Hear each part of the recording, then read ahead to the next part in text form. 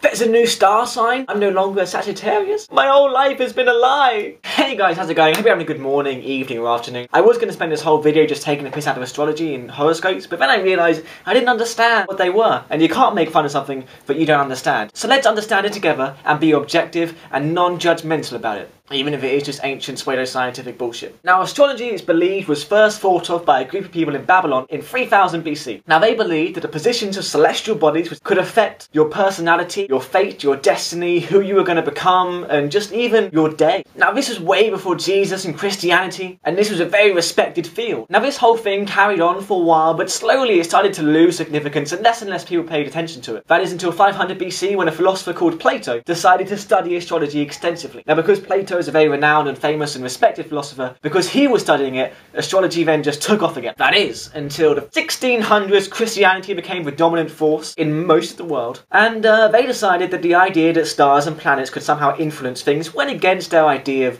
God. So they turned to astrology and they said, "Hey astrology," to which astrology was like, "Hey Christianity," and then Christianity was like, "Piss off." To which astrology was like, "What?" And then Christianity replied, "We're going to need you to go away, otherwise we'll do to you what we're right now doing to the witches." At which point astrology was like, "Yeah, we don't want that, so we're going to go." And that's how it was. You didn't want to get in the way of Christianity. They were extremely powerful. Then a man came along called William Lilly. So then he knocked on Christianity's door and was all like, "Hey Christianity, I've changed it a bit, so astrology's more in line with your beliefs of God and stuff." So Christianity was all like, "Oh really?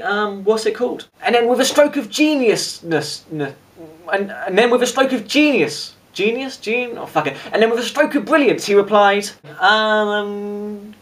Christian astrology. And the church loved it. So the church allowed Christianity to go on doing its thing, and it did. And if it weren't for William Lilly, the church would have snuffed out astrology. Now, that's the history of astrology, but how do you get your star sign, like Sagittarius? The answer is pretty simple, but hard to explain. So if you imagine right here that this is the Earth, and my finger here represents the Sun, when they made this up, they believed that the Sun revolved around the Earth. Of course it doesn't, the Earth revolves around the Sun. But they didn't know that, and it doesn't really matter for this explanation. So let's pretend the Sun does revolve around the Earth. The Sun moves around the Earth in a path, which is called the ecliptic path, and it kind of moves around like that around the Earth. Now what the people in Babylon did was divided up the ecliptic path into 12 different parts, and they named the 12 different parts after the constellation of stars which you could see. So this part of the ecliptic path would be called Sagittarius, this part would be called Virgo, whatever. And in different parts of the year, the Sun would occupy different parts of the ecliptic path. Say you were born in December when the Sun was in this part of the path, and it was in the Sagittarius part, you'd be called a Sagittarius. Now even though the Earth really revolves around the Sun, it still works because the Sun will still appear to be occupying a certain space of the ecliptic path. So that is how you get your star sign, and that's how it works. So what is this 13th star sign? Well, over the thousands of years, the Earth